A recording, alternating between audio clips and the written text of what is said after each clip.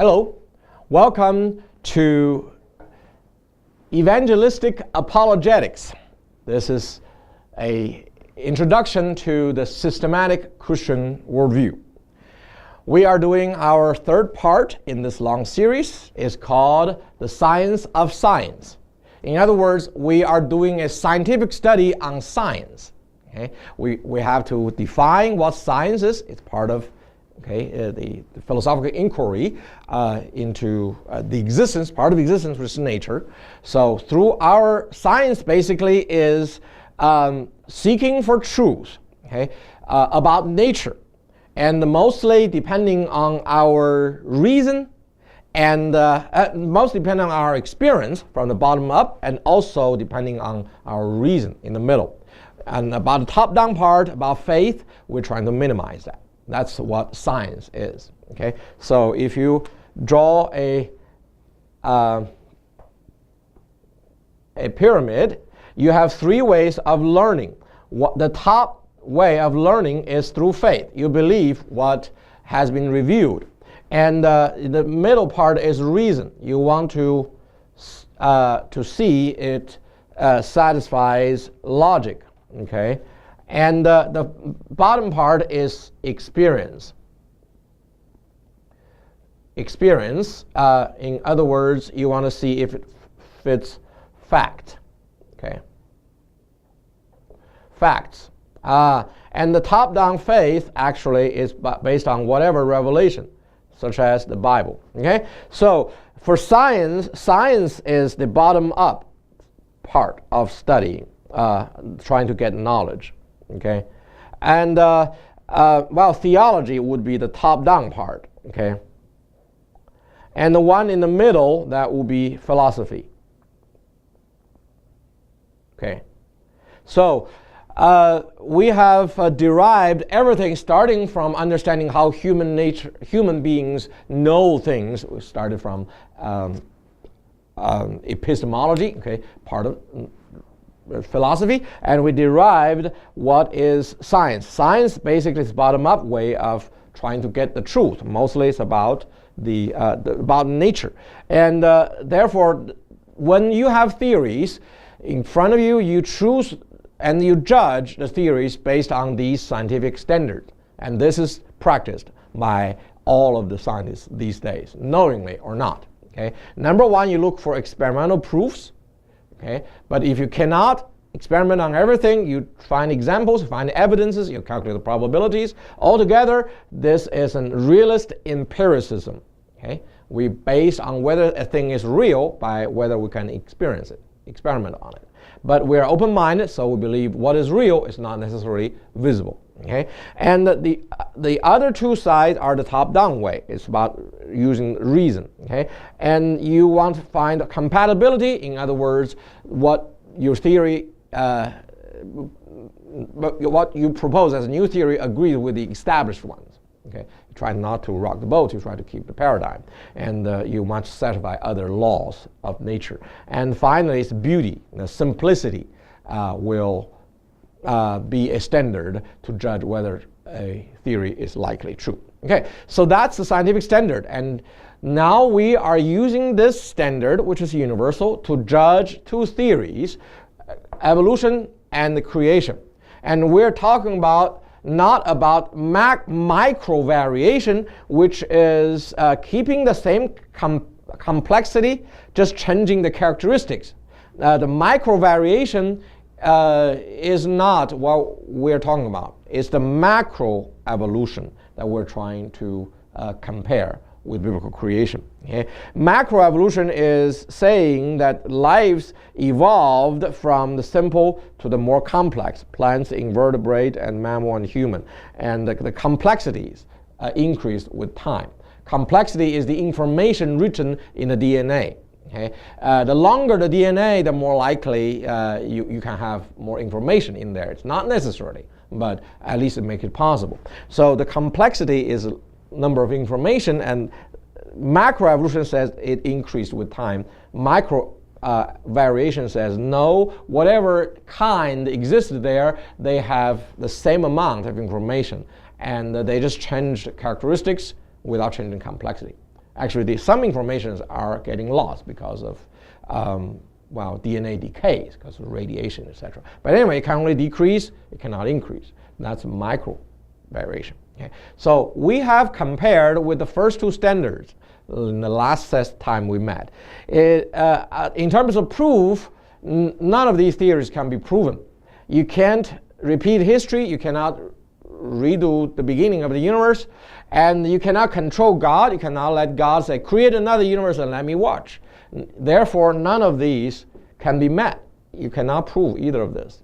However, and the second standard on terms of evidence, well, the micro variation is not an evidence for the macro evolution, because they are talking about two things. One has no change of complexity, one has change. So one is not the evidence of the other. Okay? And however, micro variation is an evidence of biblical creation, because the Bible says that we were created with broad categories called kinds, and each kind will breed within its own kind. However, these kinds will can change characteristics, and they can become species, different within those kinds. As long as they can still interbreed, they're still one kind. Okay, there may be close by kinds that they can interbreed for one generation but not continue, like a horse and donkey. They can interbreed and they can have mules. And mules, however, do not reproduce. So they are still not the same kind. Okay. Anyway, the microevolution supports biblical creation, but not macroevolution. And according to macroevolution, you need to have new species all the time. But right now we don't. We actually have less and less because they get extinct. And the macroevolution are based on weak evidence, because similarity of bones do not necessarily mean that they are they have a generational relationship, blood relationships. Okay, but the complexity of nature, especially of our life, are supporting the need of design, okay, and creation, and the evidences for the macroevolution are decreasing, because what used to be called the missing links, like the ape man, have now one by one being debunked, and there is no proven ape man evidences existing now in any museums. Okay, there are claimed ones, like in the Peking man in China, but it's a replica. It's not the original. The original was lost. Okay, and all the others have been just all debunked. So, however, as we discover new evidences in nature, the more scientists find out the laws of nature, the more need for design will be. So, in other words, by the second standard of science, macroevolution is not as scientific as biblical creation. Okay, that's what we ended last time. And we began to talk about the third standard, compatibility. Okay. Number one, we're talking about anti-Lamarckian laws. Okay. Jean-Baptiste Lamarck was the French naturalist who believed that acquired characteristics can be inherited. Okay. And therefore, the short-necked deers became the long-necked giraffe. Okay. Just by having a long neck, and then the next generation will begin from there and then get more and more. However, that had been proven false by experiment. We trust the experiments, right? So people have been cutting off the tails of rats and find out all the rats later come with the same length of tails. Okay, so this it's kind of cruel doing that, but the point was made. Okay, so anti-Lamarckian laws, acquired characteristics cannot be inherited. So what makes the change? Well, the change is at the generational change. Okay? Sometimes when, not during the lifetime of two individuals, okay? So the parent's generation acquired cannot go to the next. However, during the transition time, there may be something happening, and that's called Mendel's law came in. Gregor Mendel was a monk.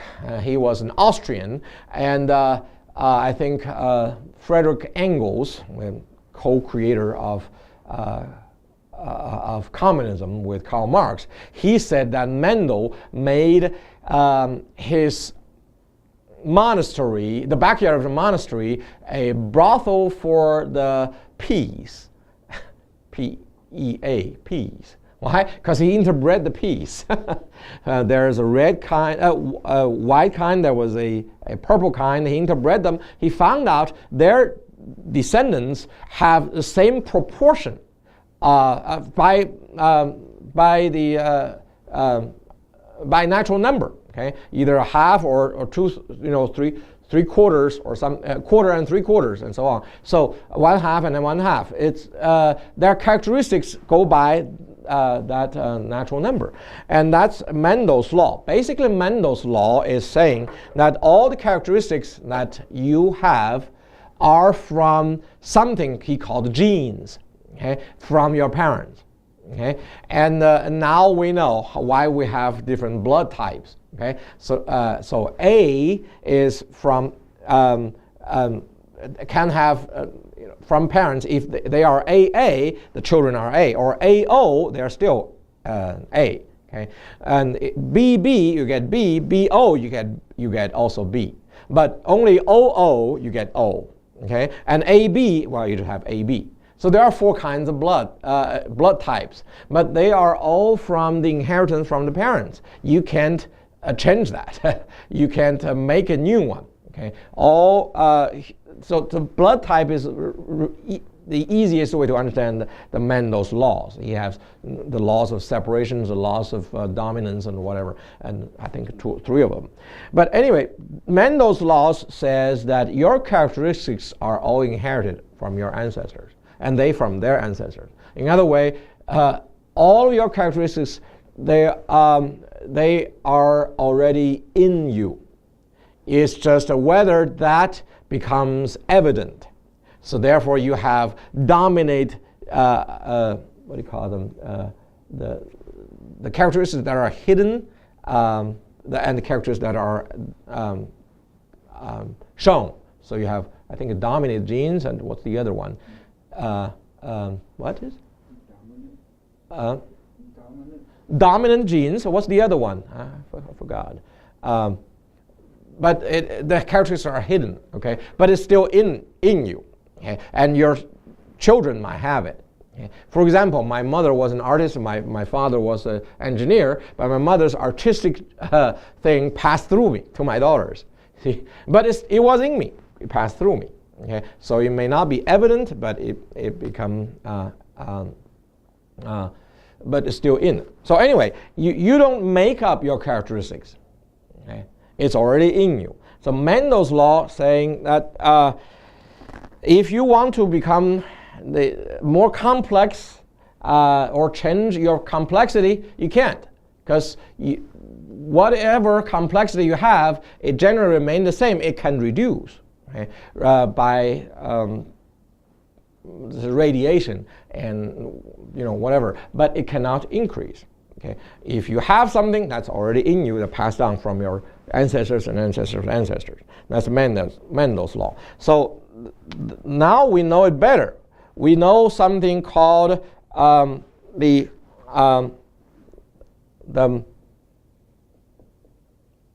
micro variation. Okay, we know this thing happened if the environment is hostile to a certain life, and it pushes it to change to a certain direction, then there may be changes. That's a variation. Okay. However, but that cannot be inherited. It just ends with the same generation. Okay.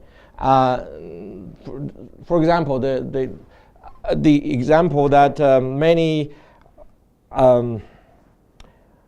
many textbooks still quote, but it's false, saying that in a white forest that there were white moths, that they were turned into brown moths as the forest turned brown, but that is not one kind turning into another.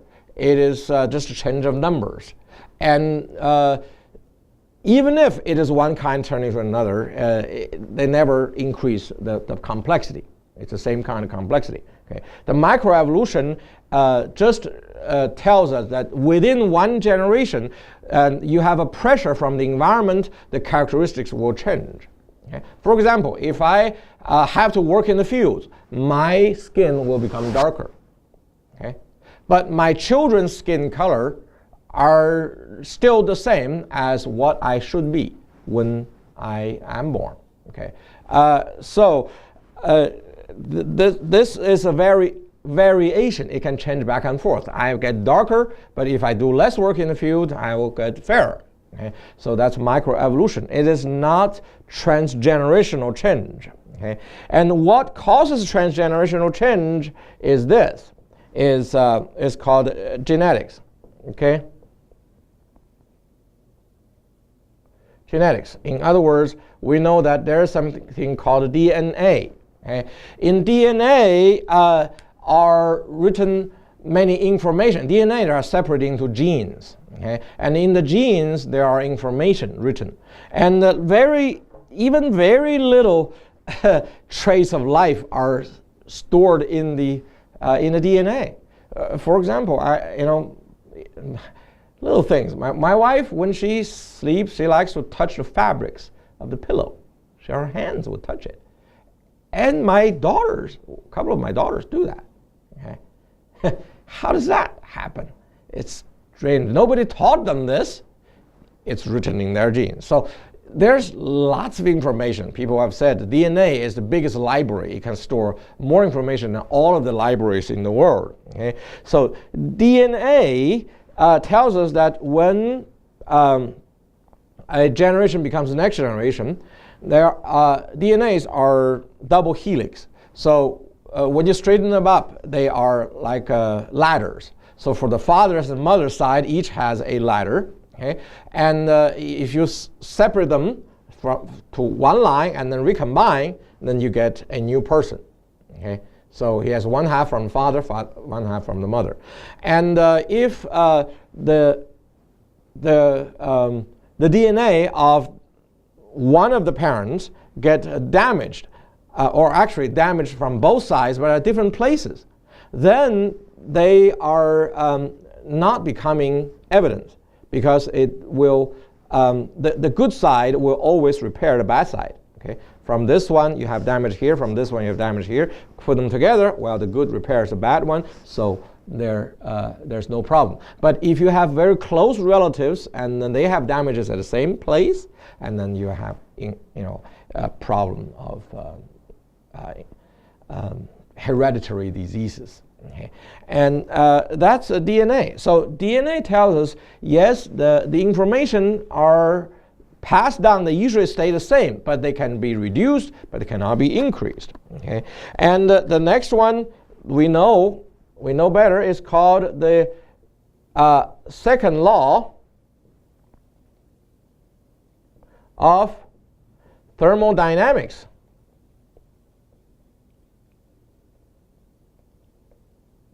Which says that in closed systems, if you have no input, okay, in a closed system, the entropy inside will only increase with time and never decrease. In other words, since entropy is a measure of disorder, so entropy may just the opposite of order. Okay? So in other words, second law says that if you have a closed system, then the order in the system can only decrease with time and not increase with time. So this matches with what we know from genetics, okay? And that there is a genetic entropy. Okay?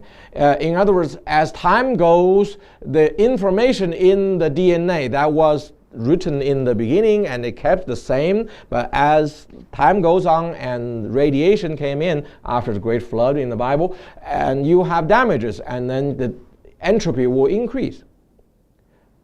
The stability is pretty strong, but entropy will increase. Okay? The more radiation you have, the less order you have. More nuclear leaks happening and the more entropy you have. But anyway, the second law tells us that the information and the order can only decrease while entropy will only increase. So that's opposite to the macroevolution, which is saying things are becoming more complex. Okay, and that's what macroevolution says. But what second law says actually is it's stably but decreasing. That's genetic entropy. Okay.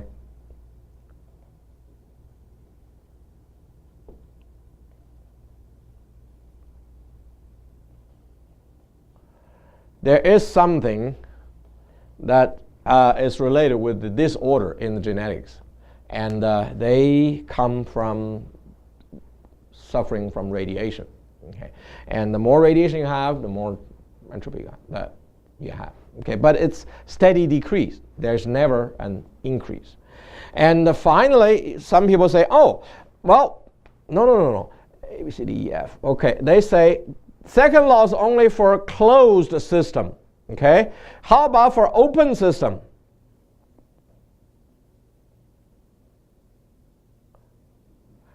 And we said the laws of chaos. Okay. Well, chaos is, don't be scared by the word. Chaos is a modern scientific word which I spent 2 years studying for my PhD in physics, and I'm not writing about it because I don't think I could do it. I did something else on quantum mechanics. But chaos is about deterministic systems, okay, that are so complex that it looks like random, but actually it's not. It's not stochastic. Okay, like throwing dice. It's not random. It is deterministic. But because it's complex, because it's a nonlinear system. Okay? You know, you have a this pendulum which has nonlinear force, and you hit it. If you hit it regularly, and it becomes such a complex thing, and it looks like it's random, but it's not. Okay?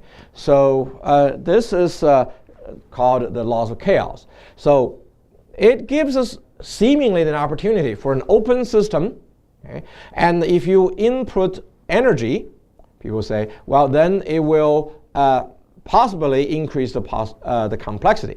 People say, see, the sun is shedding energy on the earth. Okay? And when we receive energy, we're open system, so we can become more complex. And the earth, the biosphere is a nonlinear system. Well, that's true. However, they only counted one thing, energy. If you just receive energy, you don't evolve to become more complex. You actually become less complex. Just think about your roof. It receives energy, sunshine, from the sun all the time. Does the roof get better? Does your tiles get better, more orderly? No, they actually get worse, right? And you have to repair them. Why? Because energy alone is destructive. Okay? When you have a bomb, the bomb inputs energy into you. What does the bomb do to you? It does not make you more orderly. It kills you. You have no order. You become just like the dust, right? So energy is not enough. You need both energy, what? You need energy and you need information. You need info. Okay. So in other words, if you have a nonlinear system and you receive energy, that's one thing. Another thing is that you also need to receive information. Okay. And the nonlinear systems can evolve to be more complex, but it's not really evolution because it's not by itself. It has external input of both energy and information. In other words, it has design in it. Okay? So assume that you have a universe, the whole universe. If you consider the whole universe is a closed system, the entropy will increase with time. It can never develop complex. People say, okay, let's separate it. Part of the universe become more complex, and the other part become less complex, higher entropy. And overall, the sum of the entropy is still getting greater. Well, just some part, like the Earth, getting more complex. Well, that is called fluctuation. Okay, the system, a natural system, tend to be interact and have uniform situation. Like the air in the room, the air is composed of particles that they collide with one another. So naturally, the pressure on my side and your side of the room are the same. Okay, it tend to go to uniform. Now, what if, okay, somehow all of the molecules will stay on my side and not your side, so I live and you die? How likely is that going to happen? Well, it's possible, but it's not likely, because the probability for that to happen is proportional inversely to the numbers of the particles. The bigger the number of particles, the less likely for that thing to happen. Okay? So the universe is so big, if you want to have such a variation, to fluctuation to happen, that the Earth alone gets more complex and everything else gets less complex, has higher entropy. For that probability is proportional inversely to the number of particles in the universe, which is probably 10 to the 80th power. And in other words, the probability is 1 over 10 to the 80th. So it's practically 0. Okay? Things don't naturally happen that way. So in other words, if we put all of these together for evolution, the answer is no. The third standard does not support that. For the biblical creation, actually, yes, there's no contradiction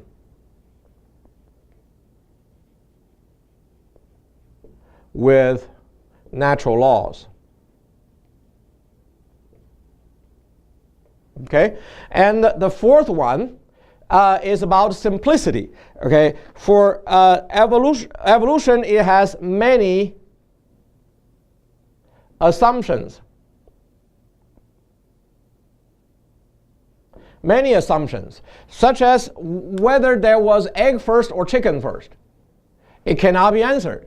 You have to say in the beginning there was 2 chickens, a hen and a rooster.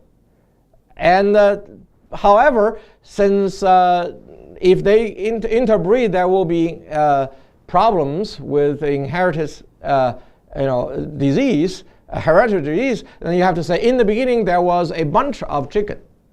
See, the more questions you ask, the more you have to assume. Okay? So it's a theory like that. Okay, many assumptions, and it has few applications, because evolution is about by itself. There's no, you cannot input anything, so there's no use. On this side, it actually has a few assumptions. It's like this: there's one God who created, and everything is like it is now. Amen.